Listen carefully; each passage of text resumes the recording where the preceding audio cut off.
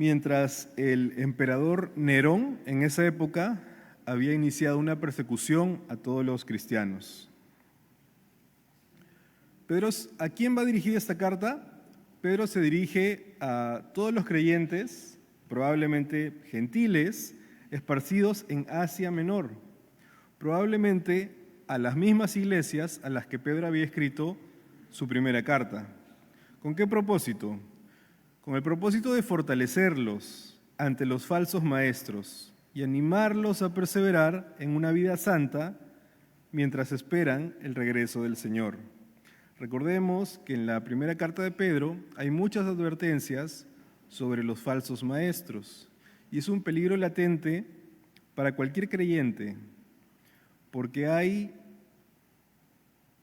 tantas enseñanzas distorsionadas acerca de la palabra de Dios y el propio corazón del ser humano muchas veces tiende a querer escuchar lo que más cómodo lo hace sentir.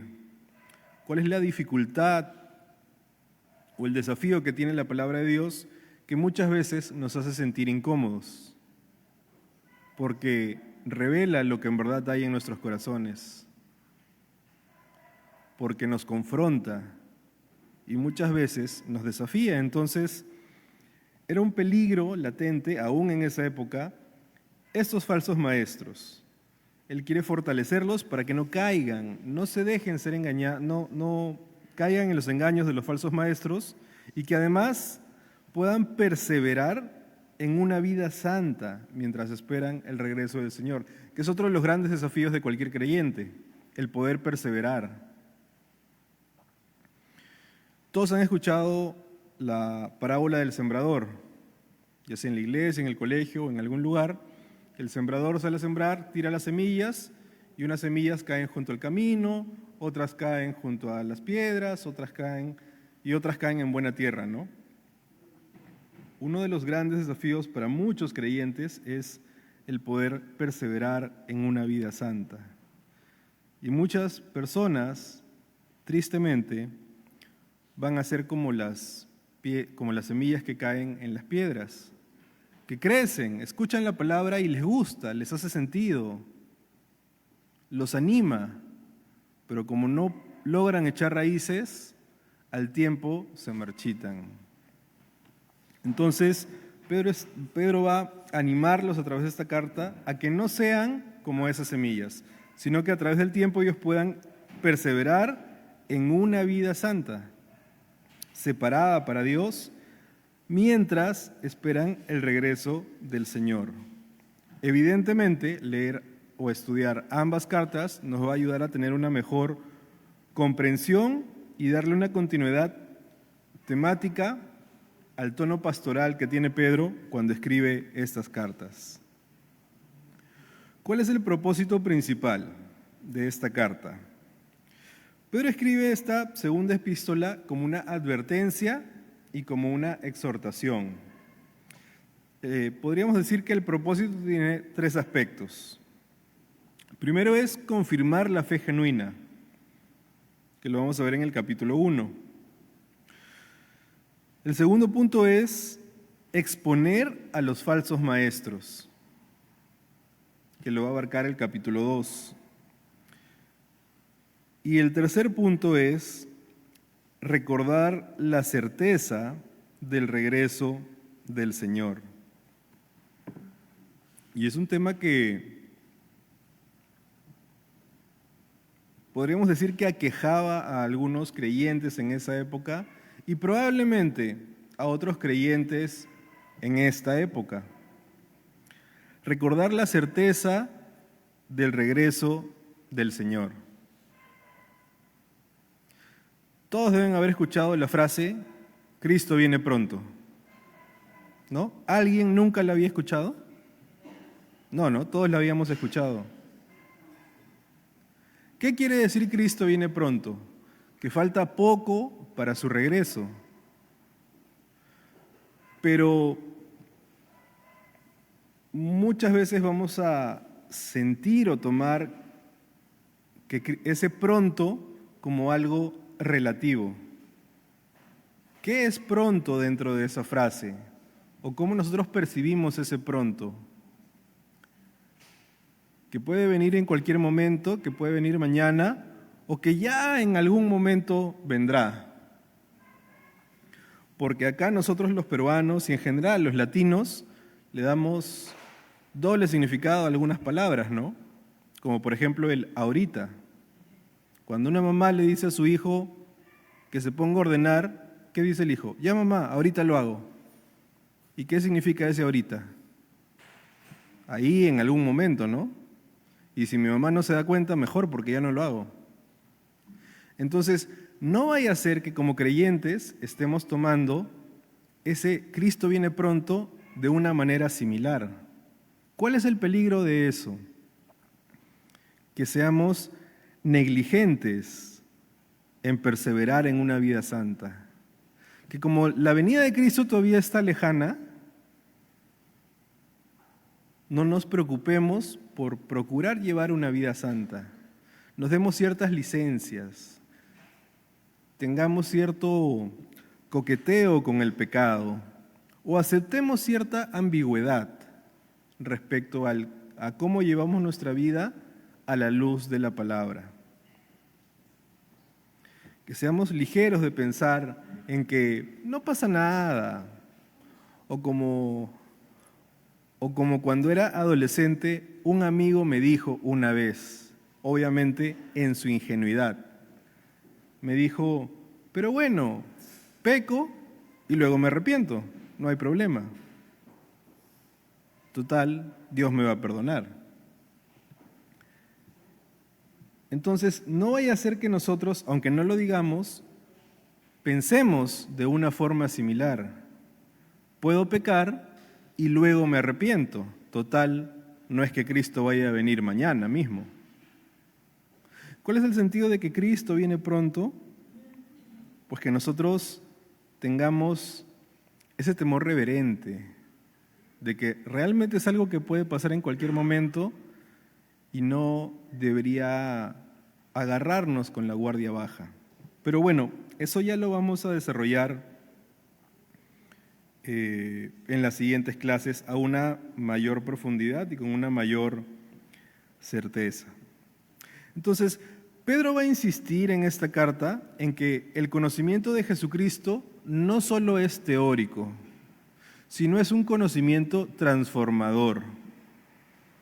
Seguramente también ha escuchado que la palabra de Dios transforma vidas. Y es cierto, pero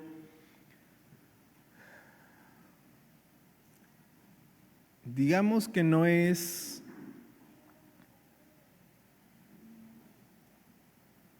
%100 literal. Y acá voy a tener cuidado para que no se malinterprete.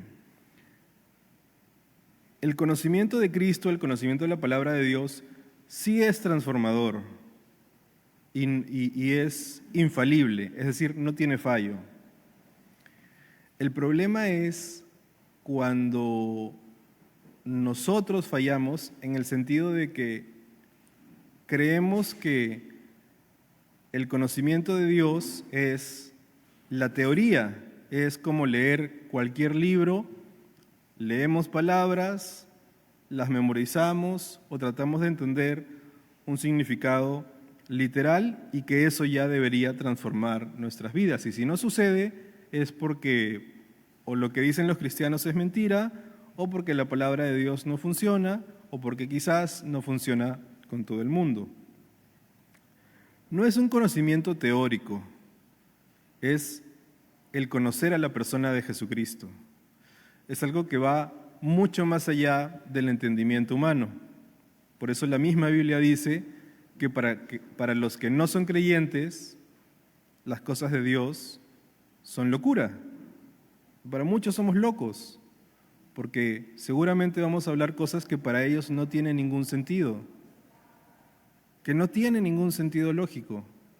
Y la Biblia, para un entendimiento humano, tiene muchas cosas que no tienen ningún sentido, porque habla acerca del poder de Dios, algo que va mucho más allá de la comprensión del ser humano.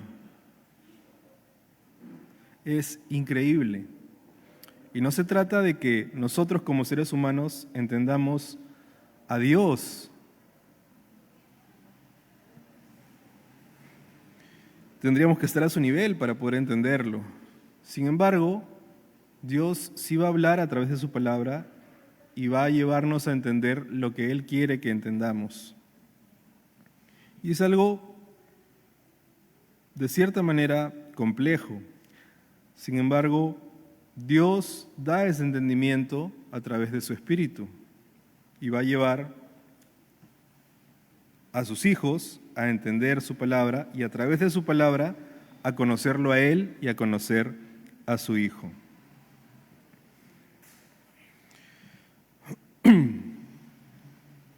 Pero bueno, retomando lo que mencionábamos hace un momento, entonces era confirmar la fe genuina, exponer a los falsos maestros y recordar la certeza del regreso del Señor. Y Pedro va a decir a través de su carta que el crecimiento espiritual es la clave para enfrentar esos desafíos doctrinales y morales en su tiempo y aún en nuestro tiempo. Dice dentro de la carta, así como un árbol sano da fruto con el tiempo, así también un creyente maduro manifestará cualidades como la virtud, el dominio propio y el amor fraternal. Y vamos a ver más ejemplos también acerca de confirmar esa fe genuina. Y esto va a ser importante para cualquier creyente, ¿no? Confirmar que su fe es genuina.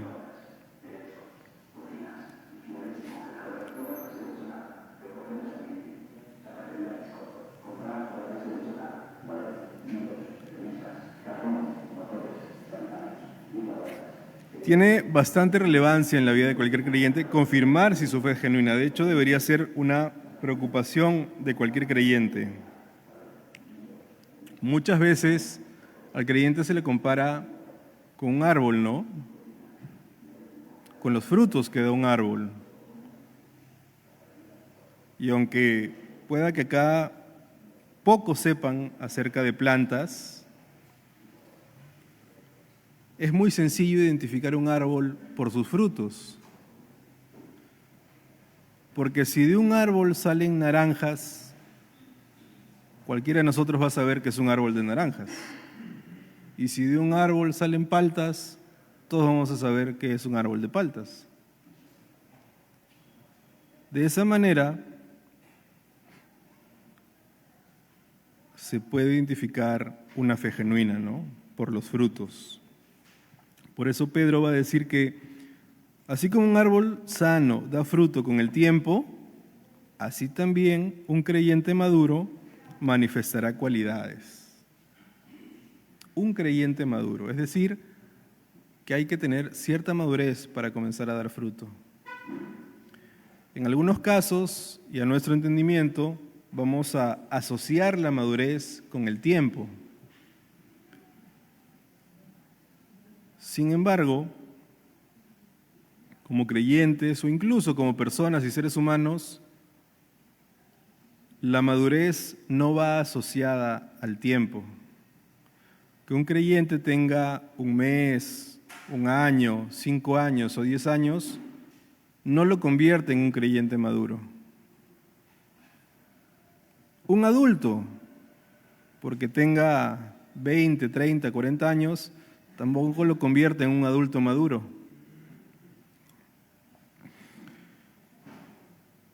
Entonces, Pedro va a profundizar en parte en ese tema durante el capítulo 1, pero ya lo vamos a ver más adelante. ¿Cuál es la estructura general de este libro? La carta se divide en 3 capítulos. Toda la carta solo tiene 3 capítulos y cada capítulo tiene un énfasis particular. El capítulo 1, por ejemplo, hace un llamado a crecer espiritualmente y a recordar las bases de la fe. El capítulo 2, como habíamos dicho, hace una advertencia severa contra los falsos maestros. Y el capítulo 3 va a afirmar el regreso de Cristo y el llamado a vivir en santidad. Esta estructura va a reflejar de parte de Pedro un flujo lógico. Primero establece un fundamento, que es la fe, el poder recordar cuáles son las bases de la fe, el poder identificar de manera correcta cuál es una fe genuina. Luego él va a advertir o dar una alerta acerca del peligro, acerca de los falsos maestros, acerca de las falsas doctrinas y el peligro de esas falsas enseñanzas.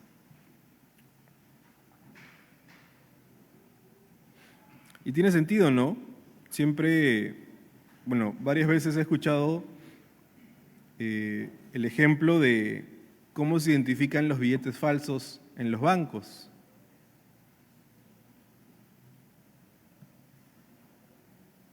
Más que enseñar a identificar un billete falso, lo que enseñan es a identificar un billete verdadero. Y cualquiera que no sea verdadero es falso. Porque si quisieran aprender cómo son todos los billetes falsos y sus variantes, sería mucho más complicado, porque hay miles y miles de cosas que se van inventando incluso con el paso del tiempo. Entonces, la base es identificar cómo es un billete verdadero. Y es la misma secuencia lógica que va a seguir Pedro en su segunda carta. Primero va a decir cuáles son las bases de la fe, nos va a recordar cuáles son las bases de la fe.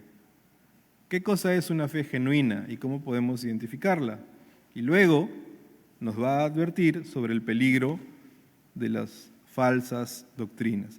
Finalmente, nos va a orientar hacia la esperanza futura. Porque como creyentes, ¿cuál es nuestra esperanza en el futuro? Es pregunta. ¿Cuál es nuestra esperanza futura como creyentes? La vida eterna. Sí, la vida eterna al lado de Dios, ¿no? Eso es lo que hace que cualquier cosa aquí valga la pena.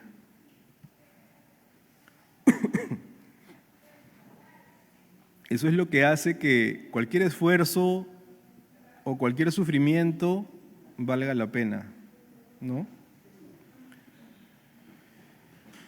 El que tengamos que llevar una vida santa, que al principio puede costarnos y puede costarnos mucho, el poder mantenernos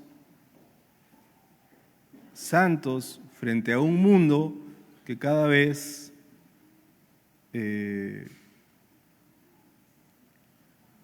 distorsiona más el concepto de libertad, volviéndose contrariamente a lo que ellos llaman libertad, volviéndose cada vez más esclavos del pecado. El poder dar rienda suelta a sus pasiones es lo que para ellos les da esa falsa sensación de libertad. Entonces, en un contexto así, en donde crecemos y estamos bombardeados por todos lados de ese mensaje, es difícil mantenerse santo. El no pecar, aun cuando el decir la verdad puede traernos la sensación de que estamos complicándonos la vida.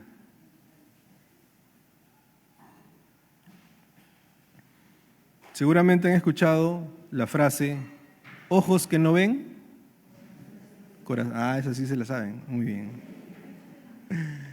Entonces, por ejemplo, eso es algo que enseña el mundo, ¿no? ¿Y a qué hace referencia esa frase? Eso hace referencia a la mentira, ¿no? Ojos que no ven quiere decir que la otra persona no se entera de lo que está pasando. Y como no se entera de lo que está pasando, no se va a sentir mal. Ojos que no ven, corazón que no siente. No le digas, no le cuentes, va a ser peor. Y es una frase que, aunque promete evitarnos de problemas o de situaciones difíciles o incómodas, lo que hace es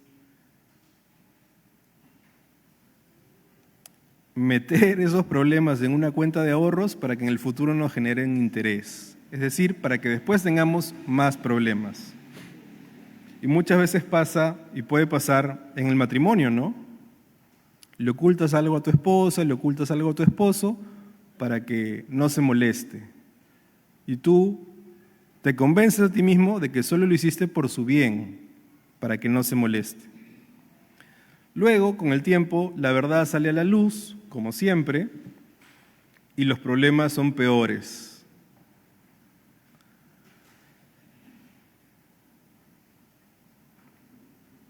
Pero es lo que el mundo ofrece, es lo que el mundo nos quiere vender.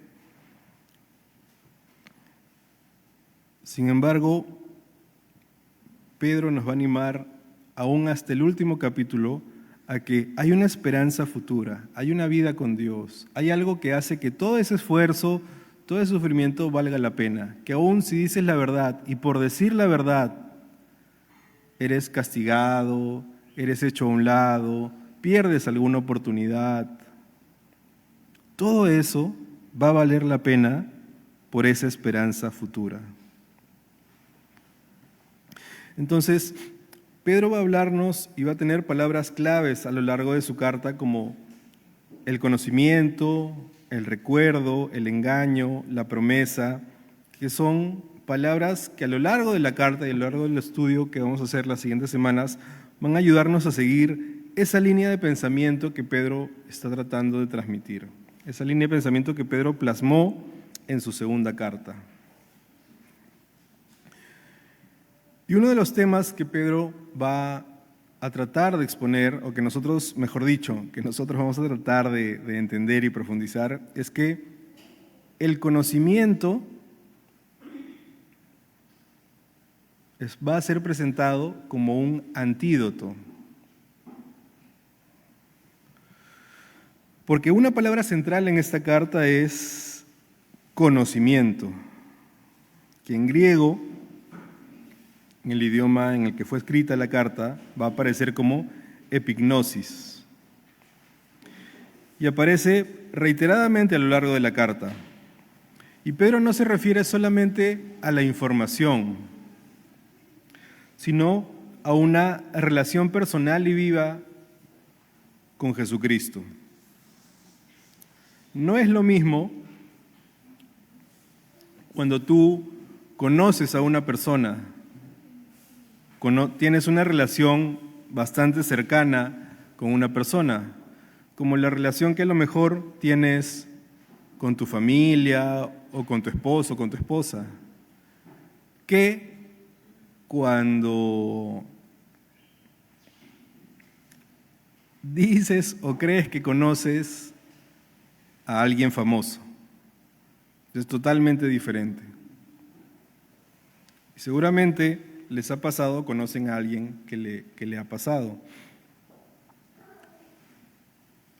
Cuando tú vives con alguien, conoces de esa persona lo que esa persona muestra y aún lo que no quiere mostrar. Tú sabes si realmente es ordenada, es desordenada, es puntual, es impuntual, lo bueno que tiene, sus defectos, la conoces mucho más a profundidad. Porque puede ser que ahorita todos estemos aquí bañaditos, peinaditos y bien arregladitos, pero de lunes a viernes en nuestra casa, pues nadie sabe, ¿no? Salvo las personas que viven con nosotros, ellos sí saben. Antiguamente pasaba en algunas familias que la casa no siempre estaba ordenada, pero me dijeron, no sé si realmente es así o si aplica en muchos casos, que antes siempre había que avisar cuando se iba a visitar a alguien. No solamente para confirmar que las personas estén en su casa, porque antes casi siempre la gente estaba en su casa, sino para que dé tiempo de poder ordenar y limpiar y barrer y ordenar todo lo que no se había hecho los otros días. Entonces era terrible que alguien llegue sin avisar, porque ¿cómo es posible? Va a haber todo el desorden. ¿Y qué va a pensar de mí? Pues va a pensar lo que soy seguramente, ¿no? Pero no, eso no puede pasar. Tiene que pensar que yo soy así una persona súper pulcra y ordenada. Entonces, cuando había una fiesta, un cumpleaños o una visita, todo el mundo en la casa pónganse a limpiar, escondan eso de aquí, guarda eso de allá y ponte a ordenar.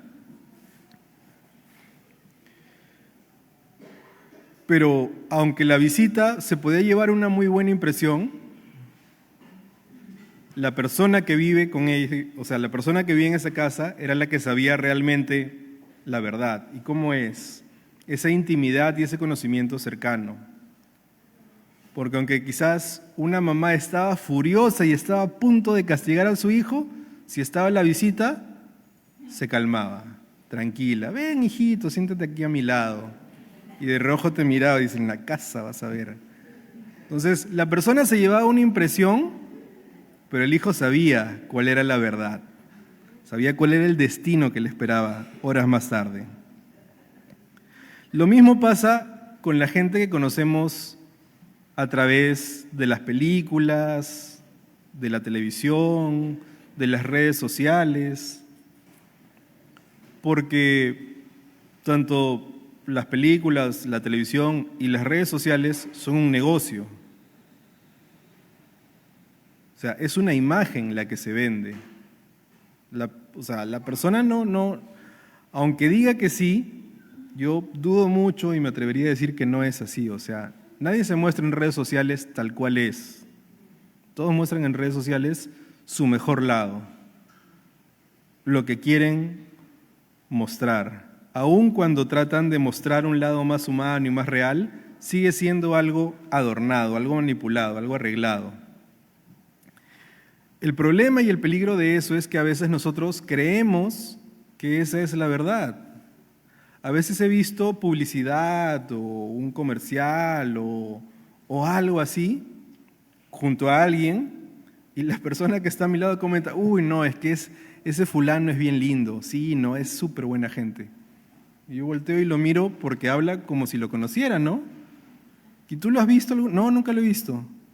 Nunca he hablado con él, no sé nada, o sea, nomás lo que veo, pero lo sigo por Instagram. Y ahí yo veo sus publicaciones y siempre publica cosas lindas y que no sé qué.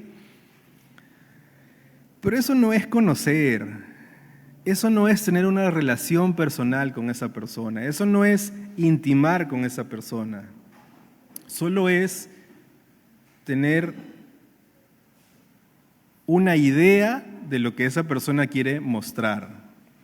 Entonces, algo similar es lo que puede pasar con nuestro cristianismo. Una cosa es tener una idea de quién es Dios, tener una idea de quién es Jesús, que porque el pastor dijo una vez en el culto, que porque un hermano me contó, que porque una vez escuché que pasaba así, que funcionaba así. Pero Pedro va a advertir que ese conocimiento transformador, no funciona así.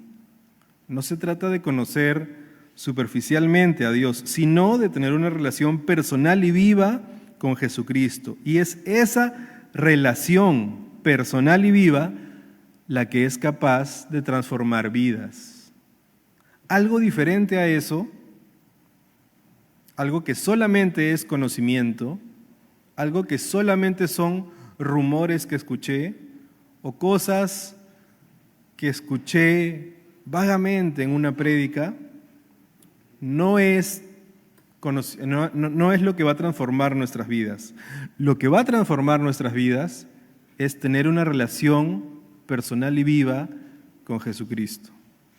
Eso evidentemente se va a alimentar o se va a reforzar con las prédicas, los cultos, los cursos, los tiempos de oración como iglesia, claro que sí.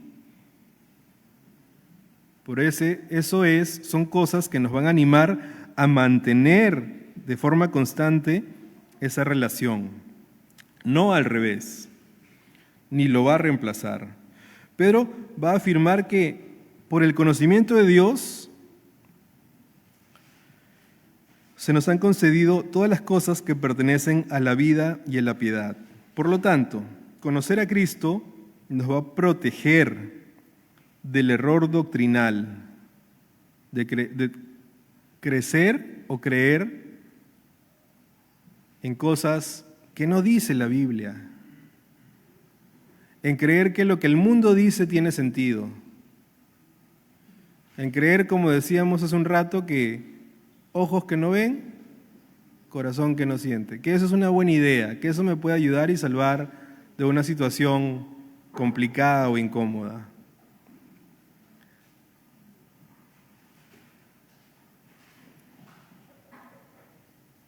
Es esta verdad y esta cercanía y esta intimidad las que nos va a proteger del error doctrinal. Y lo que finalmente va a producir lo que todos queremos, esa transformación interior, porque todos queremos ser transformados. Aún la gente que no es creyente quisiera ser transformada. Todos quisiéramos despertar un día y tener solamente buenos deseos y no querer pecar nunca más. Pero no es una varita mágica la que va a producir ese cambio en nosotros, sino es el conocimiento de Cristo, esa relación. Entonces, Pedro va a decir que así como un escudo nos protege del ataque enemigo, el verdadero conocimiento de Dios nos va a proteger del engaño espiritual. ¿Y cuál es la realidad del engaño espiritual? Pues es uno de los temas que va a tocar esta carta, ¿no? Es la advertencia contra los falsos maestros o las falsas enseñanzas que estos falsos maestros traen muchas veces incluso dentro de la iglesia. Pero los va a mencionar o los va a describir de una forma dura, mostrando que introducen en la iglesia herejías destructoras, niegan al Señor que los rescató, actúan por avaricia o por conveniencia personal, son sensuales y desprecian la autoridad que viene de Dios. Esta advertencia no solo es para esa época, sino para nuestra época. El peligro del engaño doctrinal sigue presente. Por eso Pedro llama a estar firmes en la verdad que ha sido revelada a través de la palabra de Dios.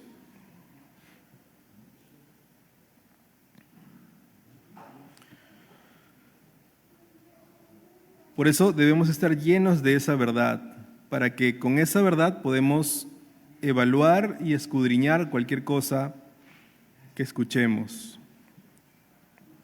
El capítulo final de Pedro va a responder a quienes se burlan o dudaban de la segunda venida de Cristo. Afirma Pedro que el aparente retraso no es un olvido, sino es la paciencia de Dios. Porque, hermanos, si Cristo viniera hoy, en este momento, ¿cuántos nos quedamos aquí? Algunos tal vez yo mismo. Pero gracias a Dios y a su paciencia, dice la Biblia que retrasa su venida para que todos podamos alcanzar la misericordia, no queriendo que ninguno perezca. Pedro reafirma que el día del Señor vendrá, eso es un hecho innegable, y con él una renovación total de los cielos y la tierra. Pero esta visión teológica o escatológica no está para producir miedo en nosotros, sino una motivación para poder llevar una vida santa. Como alguien que limpia su casa porque espera una visita importante, así también cada creyente debe vivir en santidad esperando el regreso de su Señor.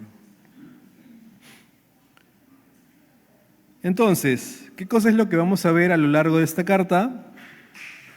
Debemos perseverar en la santidad y en el crecimiento espiritual. Vamos a ver cómo discernir la verdad frente al error, cómo vivir con la expectativa del retorno de Cristo y confiar en que la palabra y las profecías que están en ellas son 100% seguras, es lo más seguro.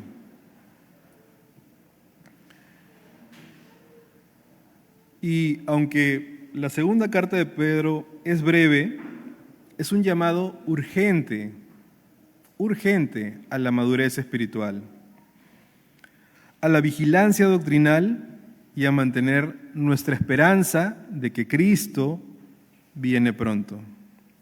Nos exhorta a estar firmes en la verdad que ya ha sido revelada y a vivir una vida santa a la luz del regreso de nuestro Señor. Esta carta no solo va a ser una advertencia, sino que además también nos va a equipar con lo necesario para poder mantenernos firmes. Nos va a recordar que en Cristo tenemos todo lo necesario para vivir con propósito, con verdad y con esperanza. Así que vamos a ponernos de pie para orar y esperar con buen ánimo y buena disposición las siguientes semanas, donde ya vamos a profundizar en la carta de Pedro.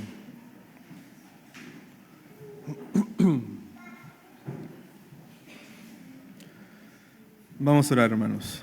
Dios Padre amado, te pedimos y te rogamos, Señor, que tú puedas obrar en nuestras vidas, Dios, en nuestras mentes, Dios, en la importancia que le damos a estos espacios de escuela bíblica, Señor, para poder estar puntuales, Dios, aunque seguramente va a demandar un esfuerzo adicional. Ayúdanos a entender que todo esfuerzo vale la pena, Dios, porque es para ti, Señor.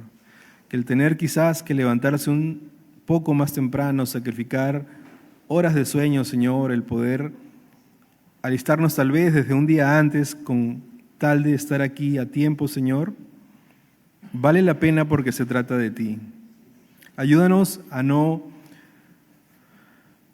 ver a los hombres, Señor, que quizás yo mismo, Señor, o algún otro hermano, es que a mí me gusta más cómo predica él, es que si va a estar él no me da ganas de llegar temprano.